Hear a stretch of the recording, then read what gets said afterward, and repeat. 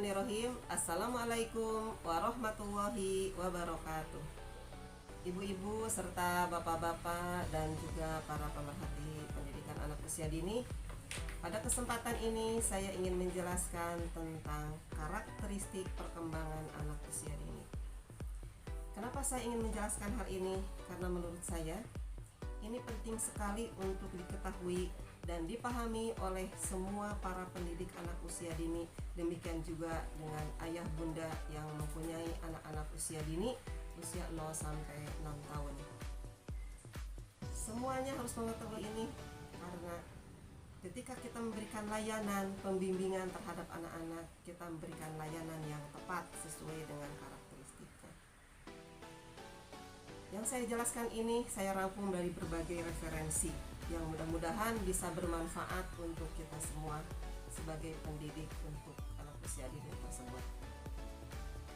Yang pertama, karakteristik anak itu adalah bahwa anak mempunyai pribadi yang unik. Artinya, setiap anak itu berbeda satu dengan yang lainnya, baik bakat, minat, dan gaya belajar.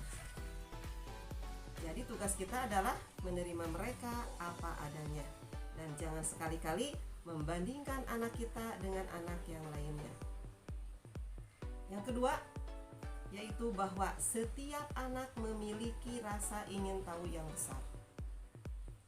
Nah, dengan mengetahui karakteristik ini, bahwa kita bisa memahami, kita harus memahami bahwa ketika anak bertanya bahwa memang anak tersebut memang memiliki rasa ingin tahu yang besar. Dan ketika anak banyak bertanya, tugas kita adalah memberikan penjelasan sesuai dengan usianya, dengan bahasa yang bisa dimengerti oleh mereka. Dan tidak sekali-kali kita itu menghardik anak dengan kata-kata bawel, cerewet, dan lain-lain. Yang berikutnya adalah bahwa anak berpikir konkret. Artinya, anak senang sekali dengan situasi yang nyata atau konkret. Dan jangan ajak anak itu untuk berpikir abstrak karena belum nyampe pikirannya. Jadi misalnya nih, ketika kita mengenalkan apel, apelnya yang harus diperlihatkan pada anak. Jelaskan tentang buah apel tersebut. Jangan dibawa anak itu berpikir di dalam pikirannya, anak-anak apel itu merah, hijau, bentuknya lonjong dan sebagainya tanpa melihat apelnya. Tapi kita bawa apelnya dan perlihatkan pada anak tersebut dan jelaskan tentang apel tersebut. Itu salah satu contoh kegiatan ketika kita ingin melatih anak cara berpikir, karena memang anak tersebut berpikirnya konkret.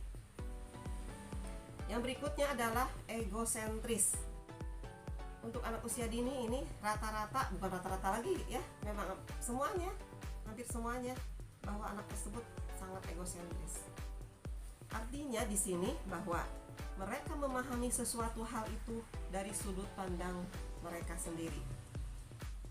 Jadi ketika anak bergaul dengan anak yang lainnya, mereka biasa suka ingin diperhatikan, egonya suka muncul. Dan ketika kita menghadapi anak tersebut, kita jangan baper, dibawa ke perasaan kita. Ketika anak kita, misalnya anak sedang bermain atau berkonflik dengan temannya, kita yang marah. Padahal sebenarnya anak tersebut memang seperti itu gitu. Nah, kebanyakan kita itu kadang-kadang baper ketika anak kita berkonflik dengan teman yang lainnya, rasanya anak kita dinakali, dijahili, dizolimi sama anak yang lainnya. Padahal tidak seperti itu. Nah, kita sekali lagi jangan baper ya, jangan dibawa ke perasaan dewasa kita.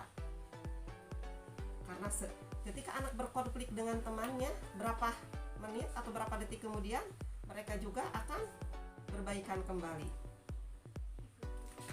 Nah, untuk berikutnya, ibu-ibu serta bapak-bapak, saya jelaskan lagi tentang karakteristik anak yang lain, bahwa anak senang berfantasi dan berimajinasi. Jadi senang mereka itu. Kadang-kadang mereka berbicara sendiri, kadang-kadang mereka ngobrol sendiri seolah-olah ada temannya yang lain, padahal dia sedang bermain sendiri. Nah, orang tua di sini jangan sekali-kali terlalu cepat mengambil kesimpulan ketika kita menemui anak yang sedang ketika bermain boneka, dia seolah-olah si boneka itu diajak ngobrol seperti temannya sendiri. Nah, jangan sekali-kali kita beranggapan bahwa anak tersebut indigo lah, atau diajak ngobrol oleh makhluk halus lah. Tidak, ya. Karena memang mereka itu senang berfantasi ketika mereka bermain dengan boneka, atau misalnya anak laki-laki bermain dengan mobil-mobilan, dia berbicara sendiri seolah-olah dia sedang menyetir mobil, seolah-olah dia sedang menjadi pembalap dan sebagainya. Nah, itu. Yang berikutnya, anak aktif dan energi. Nah, di sini anak biasanya tidak diam. Anak yang normal itu tidak diam. Justru kalau anak pendiam banget, tidak mau bergaul, berarti ada sesuatu di anak tersebut. Dan kita jangan menjudge kepada anak yang aktif itu adalah anak yang nakal, anak yang tidak bisa diatur. Nah, jangan seperti itu. Jangan berpikir seperti itu, karena pada dasarnya anak tersebut memang aktif dan energik untuk anak yang normal, ya, yang perkembangan fisik maupun jasmaninya sesuai dengan usianya. Nah, yang berikutnya, anak itu berjiwa petualang. Nah, mereka itu kadang-kadang ingin mencoba sesuatu, ingin bertualang. Nah, kebanyakan orang tua terlalu melindungi sehingga anak itu tidak boleh begini, tidak boleh begitu, itu bahaya dan sebagainya. Nih, kalau kita ingin mendengar curahan hati mereka, seolah-olah mereka berkata begini, aku senang melakukan hal-hal yang baru, jangan larang aku mendapatkan pengalaman yang berharga ini. Nah, ya, tapi bukan berarti juga kita membiarkan anak dalam bahaya, ya. Dan selama kegiatan tersebut tidak berbahaya, kita jangan terlalu banyak intervensi dan mengatur anak tersebut.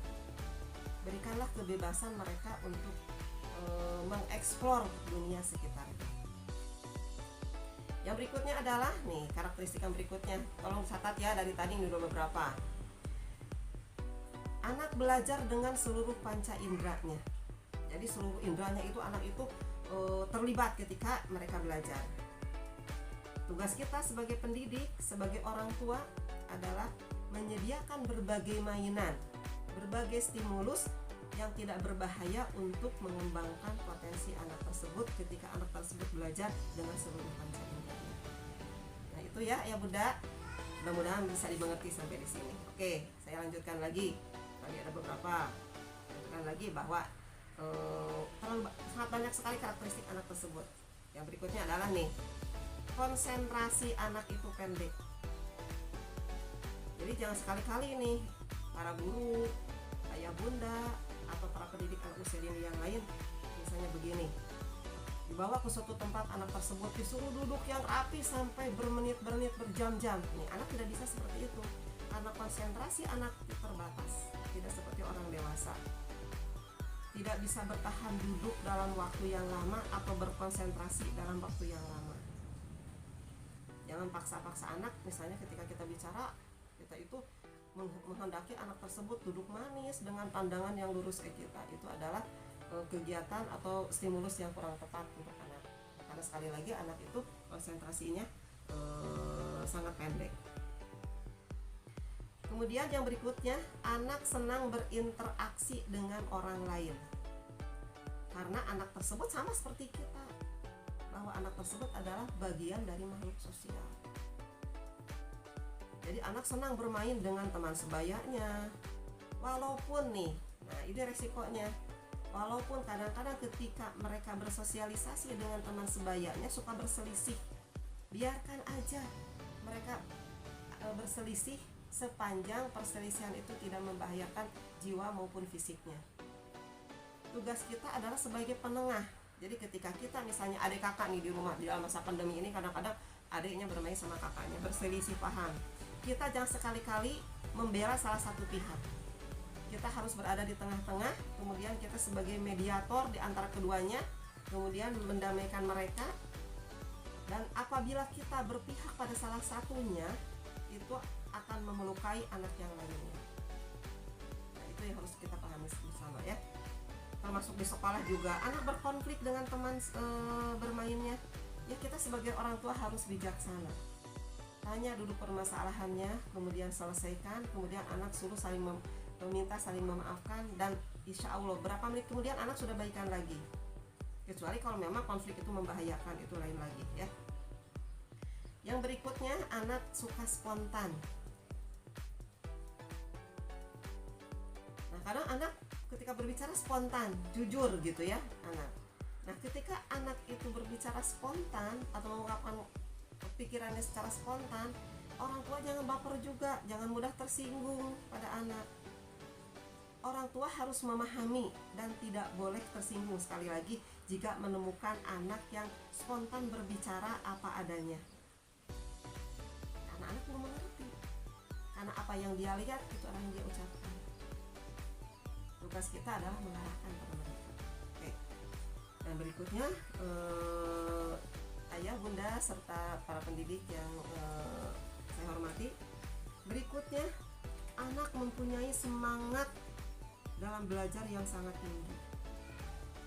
Oleh karena itu, setiap yang dilakukan anak dalam pembelajaran, baik di rumah maupun di sekolah, berikan penghargaan dengan pujian atau berikan penguatan-penguatan seperti kata-kata bagus, hebat, soleh, solehah, dan lain-lain. Atau bunda bangga denganmu, kamu hebat sekali sudah bisa mengucapkan bismillah dengan benar, misalnya seperti itu ya. Nah, selanjutnya anak itu masa belajar pada usia ini adalah merupakan masa belajar yang potensial. Jadi segala sesuatu hal yang terjadi di lingkungan sekitarnya itu akan mudah diingat oleh anak. Makanya ketika bunda nih, ketika masa pandemi ini memberikan pembelajaran di rumah atau ayah di rumah ya, berikanlah kegiatan-kegiatan yang bermakna, karena hal tersebut akan diingat sepanjang waktu, sepanjang masa sampai dia dewasa nanti. Jadi ketika kita memberikan pelajaran yang positif, positifnya itu akan melekat dalam pikiran anak sampai dewasa. Dan ketika kita memberikan pelajaran yang negatif, negatifnya juga akan diingat sepanjang masa sampai anak tersebut nanti dewasa. Jadi hati-hati. Berikanlah sekali lagi kegiatan-kegiatan yang positif, yang bermanfaat dan bermakna untuk masa depan mereka. Nah, itulah beberapa hal yang bisa saya jelaskan dari sebagian, karena banyak sekali karakteristik anak ini. Kalau saya urai satu persatu lagi akan sangat banyak sekali. Nanti mungkin di lain waktu saya akan jelaskan lagi tambahan-tambahannya. Nah, sementara sampai itu saja yang bisa saya jelaskan. Tadi sekali lagi saya rangkum. Yang pertama nih, karakteristik anak itu adalah anak itu bersifat atau mempunyai atau memiliki pribadi yang unik. Keduanya memiliki rasa ingin tahu yang besar, kemudian berpikir konkret, kemudian egosentris, selanjutnya lagi senang berfantasi dan berimajinasi, kemudian berjiwa petualang, belajar dengan seluruh panca inderanya, kemudian konsentrasinya anak itu sangat pendek, senang berinteraksi dengan orang lain, dan juga anak itu mempunyai semangat belajar yang tinggi. Ya, itu yang bisa saya jelaskan hari ini atau saat ini. Mudah-mudahan di lain waktu bisa ketemu lagi. Mudah-mudahan bermanfaat untuk kita semua. Terima kasih pada semuanya. Wassalamualaikum warahmatullahi wabarakatuh.